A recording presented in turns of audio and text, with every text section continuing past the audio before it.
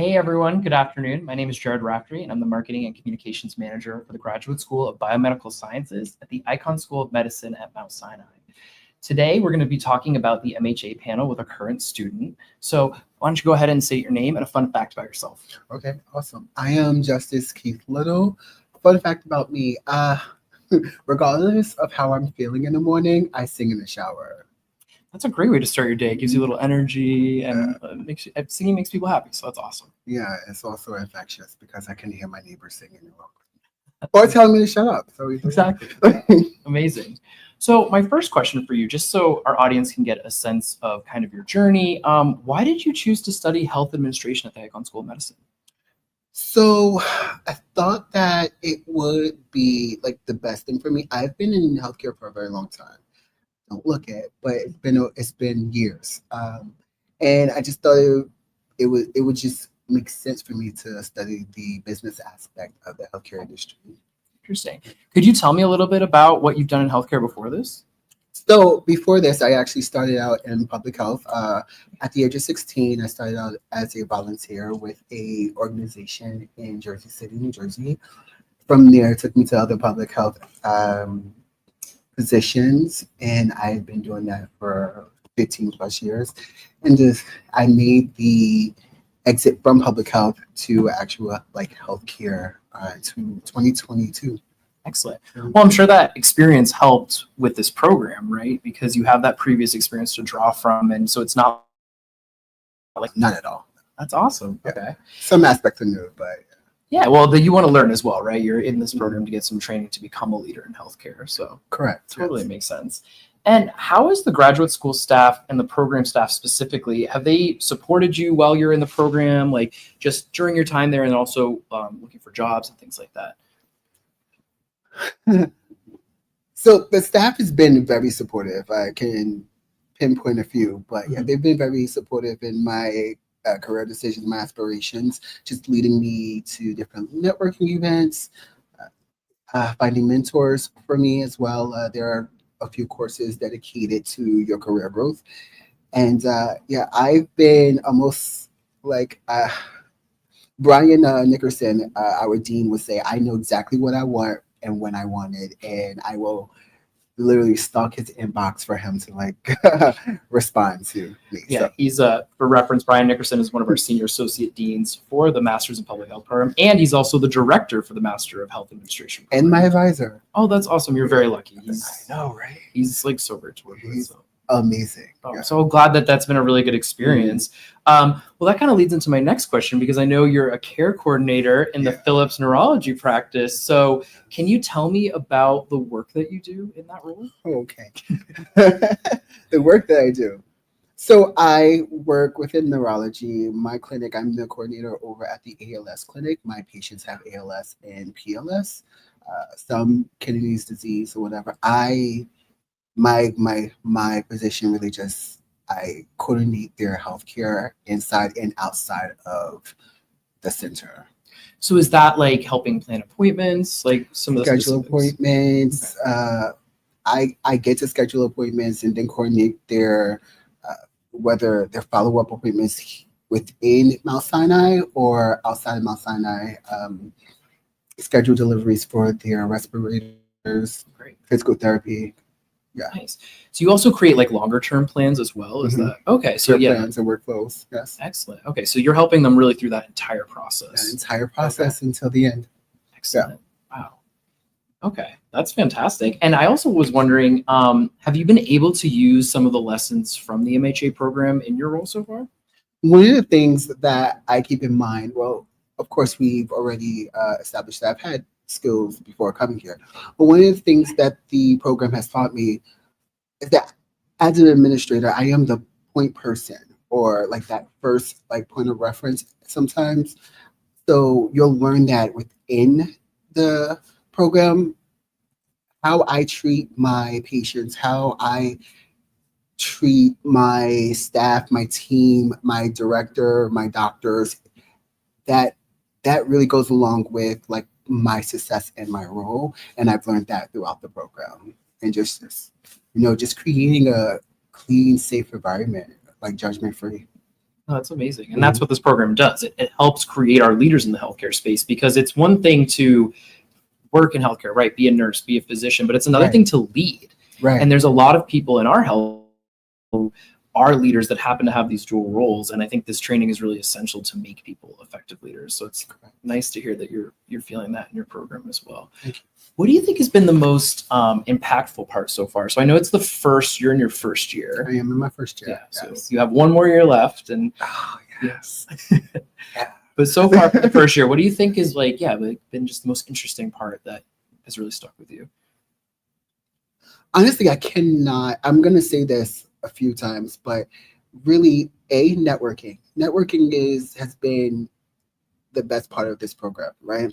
But also creating a supportive environment with my cohorts. My first trimester, I remember myself and another student, Dr. Ashley Brown. It was okay. She's gonna say it's my idea, but so it is my idea. Of starting a group chat, and in that group chat we have other cohorts, and those cohorts have become like a family, like very close knit. It's about like 20 of us. And like once we did the group chat and we created that environment, like it started to become one of these things where we show up to class to see each other, and it made class so much more enjoyable. That's so awesome, especially to like have that group that you're going through this program with. I know Ashley, she has one more year, right? Like, yeah. Yes, one more. Yes, so yes, she's yes. in your same year, Mhm. and also in the MD program. So I know a lot of you. That's what I find so interesting about the MHA is, some students are doing full time, but for MHA, so many of you are doing so many other things, and I honestly wonder how you all find the time. We don't sleep. You can teach us how to like actually schedule sleep. That'd be great. Yeah. But yeah. Well, maybe that's something we could also talk about is how do you manage your time in the program? Because you're like, you have your job, you're doing school, like, and you want to go have a social life and have fun. How do you make that all work? Ooh, wow. I was not prepared for this question because I'm still learning, right? Yeah, that's so I do work a full-time job within the system, Monday through Friday, sometimes Saturdays, because as a coordinator working with a very vulnerable population, you are on call regardless of if you are or you're not. And then I go to school at night. So I kind of make it work on the weekends. Like, even though Saturdays are my study days and Sundays are like the days that I'm crashing for papers, I give myself a cutoff time for myself. And I text my friends and my family whenever I have the free time. They understand that I'm in school, and I have a very supportive small group of family and friends. So I'm very, very like blessed when it comes that's to lucky. that. And I'm sure you turn to them too. Like, there's probably times in the program where things are difficult or you're feeling overwhelmed. I mean, I'm sure that happens. You will become very overwhelmed in this program. Yeah. I think we've all made it through our days of emotional breakdowns during papers. So, Absolutely. yeah. But it's all worth it in the end, right? Oh my gosh. That's what your question, if it's worth it, and it is always worth it. Yeah. You'll have those days, but it's always worth it. Yeah. And then again, you get to use that training to just enhance your career. So at the end of the day, and to use it to help people as well. So that's really awesome. I also want to hear about what are your long-term career aspirations? So you're getting this degree, you're currently working, but where do you see yourself farther down the line career-wise? I see myself running an organization. I remember Brian's telling me that I have the skills to really run a few organizations. Right now, we are grooming. I'm being groomed to become a professor and a TA first, and then a professor. Amazing. Yeah. And can you tell me about that process a little bit? Like how does that going? I'm curious. It's going. It's going. I will be a TA next trimester and possibly in spring too. And yeah, it's going. It's a great process.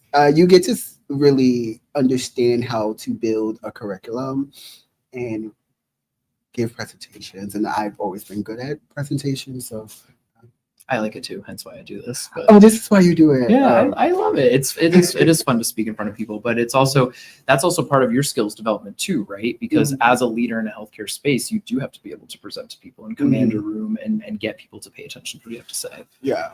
So that'll be really useful as well. So will you do that? So TA is teaching assistant, right? Yes. Yes. Correct. Okay. So would you do that for one course or a few? Is it? Right now, one course, because Okay. I'm trying to figure out how to balance being a TA and school plus my full-time job. Yeah. So you're doing so many things at once. And trying to like get a podcast off the ground. It's, Yeah. I mean, look, if you want to run businesses, you have to learn how to balance. So. Definitely. It's absolutely a skill. Mhm. I feel the same way. I do marketing for several of the programs, and yes, I have to carve out time for each of those and make sure everyone gets their due. So Okay. it's all balancing act. Or balancing. For sure. I also want to know, what advice would you give to students seeking to apply to not just our Master of Health Administration program, but any MHA program? What advice would you give? Enter with an open mind. Enter with an open mind. That's one. Two, I would say network. You're going to meet so many people inside and outside of these doors, within the system, outside the system, within New York. Networking is very key to your growth within the program and then your growth like within healthcare. And then three, create a supportive cohort family, because these people will be in your courses. You'll see them more than you see a lot of your friends.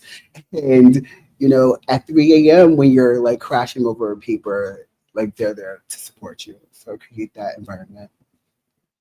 Those are some great tips. Thank you. Thank you. Awesome. So those are all my questions. So at this point, if anybody who is watching live has any questions, we'd be happy to take those. Mhm. All right, so we have one. So the first is, are students allowed to attend 2 programs at once? I don't know if you know the answer to that, but Are you allowed to? So, let's say that you're in the MHA program. If you decide that you want to do a course or elective in the public health program, you are allowed to do that.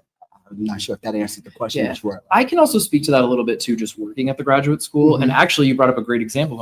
Ashley Brown is So Ashley Brown is another student in the MHA program in Justice's cohort who is actually simultaneously getting her MD. So it's like a great opportunity, and it makes sense, right? She wants to be a physician and also be a leader. So MHA, I guess my advice for anyone for that would be, just think about, if you're going to do 2 degrees, just realize it's an intense workload. Yes. And I would also think about another program that complements what your goals are. So in that situation, someone getting an MHA who's also going to be a physician is actually very complementary, because it will help you be a leader in a clinical setting.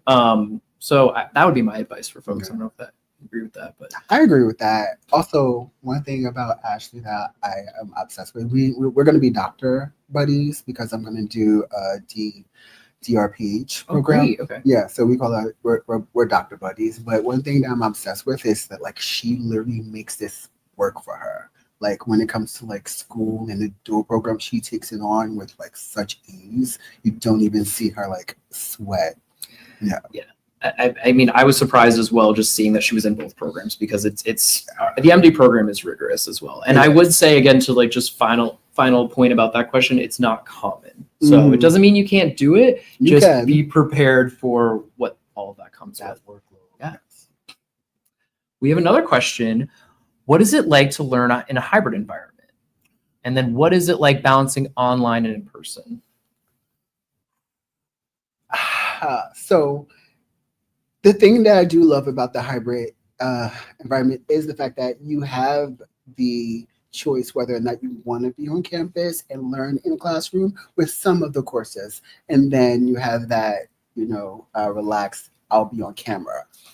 It's very different. I'm one of those people who like to be in a classroom, but enjoy the freedom of being on camera, especially those days after work when I'm really, really tired. And what's it like to balance is the second question, correct? Yes. Okay. What's it like to balance? It's easy some days and hard. I feel like if you work full time, it's harder, only because of the fact that you have to either rush from your job to wherever you're going to take your course, or you like myself. Sometimes I take my course from work, and that means I'm leaving a little bit later. So, as someone who works full time and go to school full time, it's a little bit difficult to balance. But you find ways of balancing as a full-time. Well, even like what you just did, if you take it from your desk, it's less commuting time. You already have the equipment and you're already kind of in that mode. Mhm. So that makes sense to me. Yeah. Great. Okay. Anything else? Okay. What if I have questions for you? I'm not in the program, so Oh, I'm able to okay. answer Darn. questions. But, no, but this was really great. I think this is really helpful for everybody watching to just get that perspective about the Master of Health Administration program. So, Justice, thank you so much Thank you for joining us having today. me. Thank you so Awesome. much for having me. And thank you all for joining. You can learn more on our website about the MHA program, and we are accepting applications through August 1st, 2025 for the fall semester. So start your application today. Thank you.